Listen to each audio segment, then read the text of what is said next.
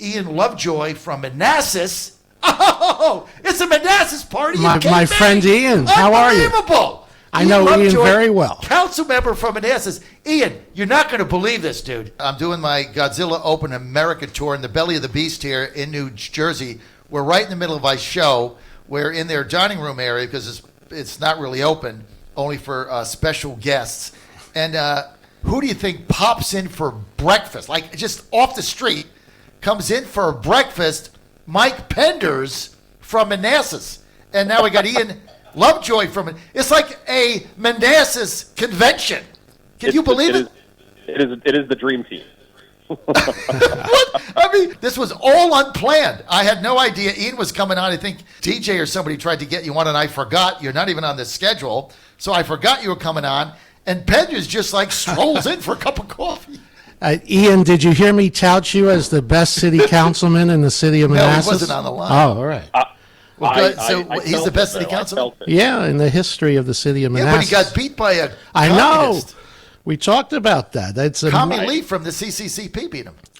Remarkable how Manassas Prince William has evolved from supporting people like Bob Marshall and Ollie North to an avowed socialist at this point. So that's a sign of the times. But I think the next time round, I think we'll be able to defeat Brother Carter. I don't know. From your lips to God's ears. I don't know. He was one of the races I got wrong was yours. I really thought you were going to win. I got it wrong too. I just couldn't see this guy winning again. I just could not see it. Well, I just couldn't see it. I got 17. Nobody knew him. But the guy's a communist. Like, how do you re-elect the communist to the House of Delegates?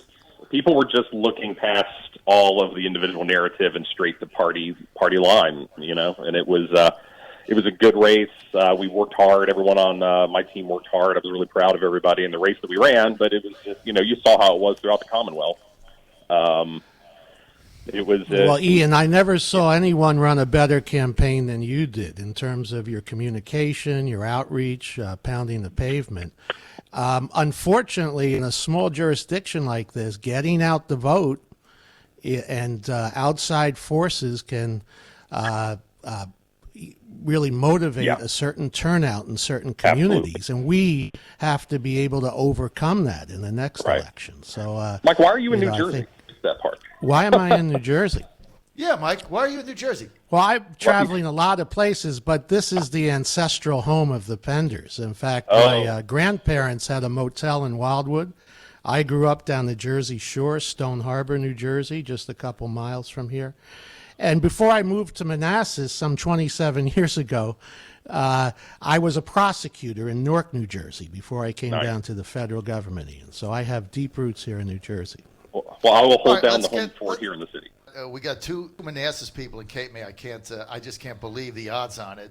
And neither of them scheduled, even though you were scheduled. I forgot to put you on my schedule. I think your friend DJ or somebody had texted me, and I never voted, didn't get written down. But no worries. But sometimes coincidences are the best it's a good things, thing. right? Yeah. The name of my sailboat is Serendipity. There we go, Serendipity. Just like Ian, the coincidence, if Joe Biden wins and you have President-elect Joe Biden, the coincidence is going to be the next day, November 4th, Fauci and Birx and all the deep staters are going to come out and say, hey, the virus is gone. We have a new model. All clear. Everybody go back to work. Hey, football, we're on. Fill up the NFL stadiums. Biden won. Hey, how'd those mail-in ballots go? Boy, they went really good because we stole half the states, right? It's going to be a coincidence. Right. Ian, what's the deal with these masks? Okay, I'm an anti-masker. I'm not wearing a mask. I'm not doing it. You can arrest me. You can do whatever you want. I am not wearing a mask. Simply, if he suggested, maybe I would do it if he suggested it. But the fact that he mandated a mask, it's unconstitutional, and he can take the mask and shove it where the sun don't shine. Now, if I can't go into a certain business, that's my choice. Right. Penders just gave me a mask. Is this thing clean? Well, particularly, since we're on a Manassas, it was particularly frustrating because the city of Manassas, along with some leaders in Prince William County, sent the governor a letter asking to allow us, our businesses, particularly restaurants, to open outdoor seating for Memorial Day weekend, to allow phase one for restaurants a little early for that 3-day weekend. And he promptly went on his press briefing and said, no, we can't piecemeal it. We need to have social distancing. People should be wearing masks. He would not allow our restaurants to do commerce over Memorial Day weekend, even if they were following all the Phase 1 guidelines. And then, 48 hours later, he was in Virginia Beach supporting their economy, hanging out in which he allowed them to open, and not even abiding by the policies he had set up. And so that was just a very jarring, I think, for our community to have him, say no one day. And so I drew attention to that, and my post on Facebook got 5,000 shares. And so clearly there is a nerve with the inconsistency and the hypocrisy that was hit with all this. And I think he's basically, he basically said, "Oh, I forgot my mask," and so I guess that goes for if anybody happens to not have one, and then you're allowed to just forget it. It's the inconsistency with how he's opened up the economy, the inconsistency of how he's managed this is just really weighing on people. Now, Manassas is ready. We're excited to be entering Phase 1 and finally start to see some easing on our businesses. And so at 12:01 Thursday night, we're going to be out supporting our local businesses because some of them are staying open late to welcome people back. And, you see it. The businesses are ready. The businesses have adapted. They've done everything that they can to stay in business, switching to curbside for restaurants, accommodating small groups for retail. So the small businesses are ready to get back, and they need to see this light at the end of the tunnel. No, Ian, on that point, as someone who has supported establishments in Manassas for some 27 years, it's remarkable how some of them have adapted, but there's been such confusion on the state level. Compared to any other state, it is more confusing to keep track of developments in Prince William County and Virginia. Just give a shout out to the Omelet Cafe and the Philadelphia Tavern in Manassas as restaurants that have adapted and offer takeout and a reasonable approach to permitting customers, some special customers, to sit on the porch or the deck or even inside from time to time. You're having a party at midnight Thursday night. When is that? Is that May what? It's technically the 29th. It's Thursday night at midnight, Friday morning, depending on how you look at it. But it's so is that when he's opening up? Is that when Northern Virginia opens? Is that when Manassas opens? Stroke of midnight. Is that a done deal, or can he change it? Can he change it again? He could revert back, I suppose. He has the power to do that. But the regional leaders, the same regional leaders who sent him a letter saying to keep the shutdown in place, sent another letter saying no, open us back up. So hopefully, and Manassas wasn't a part of that. The larger jurisdiction sent him a letter saying to keep the Northern Virginia region closed. Manassas wasn't asked its opinion on the matter. We just kind of got sucked along with it. So as it stands now, because Virginia opened he let everybody open 2 weeks ago. So it's been 2 weeks, I think, right? But he kept Northern Virginia closed. He kept Richmond closed. He kept Accomack closed, which I thought was also dumb. But they wanted to close it fine. So what happens Thursday night? Is all that over? If I'm in Alexandria, can I open up? What happens? Yeah. So phase one will mean for restaurants, it's 50% outdoor seating capacity. You're still not allowed to go in the facility, but they can open up at 50% outdoor capacity. And what Manassas has done to adapt is we've passed a series of ordinances expanding what restaurants can access outdoors. So they're able to use their sidewalks more freely. They're able to petition to close the street more easily and actually do seating on the street. So we have adapted to allow them to expand their footprint for outdoor seating. But you can do 50% outdoor seating capacity. Retail can do 50% of their physical capacity inside. Right now they're limited to 10. Now they can do 50%. And the theory is you do that for 2 weeks, maybe, as long as the numbers still go in the right trajectory. Then you enter phase 2, which expands even further. And then phase 3 is virtually back to normal.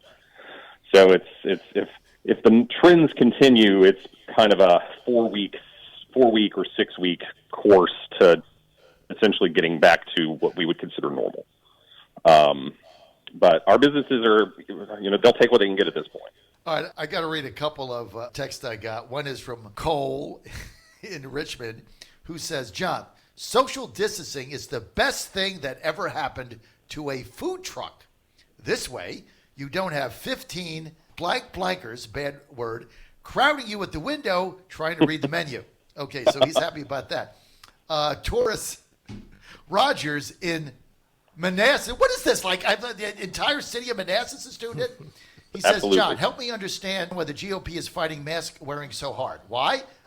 Because it's like a violation of my constitutional rights. And if I let you put a mask on me today, tomorrow you're going to take my guns. That's why. He said the masks are a small concession to getting folk comfortable with moving around outside the house. What? Oh, my God. Stay in your closet with your pajamas, Taurus. More comfort, more consumer confidence. You're not going to bring any of these hazmatters out with a mask. He goes on to say, that's what's going to get the economy moving again. I'm not in elementary school. Your ridicule does not affect me. Okay, but you can still stay in your pajamas. This is about public health and safety. Sometimes I feel that you guys, me, I guess, need something to create an outrage and protest against.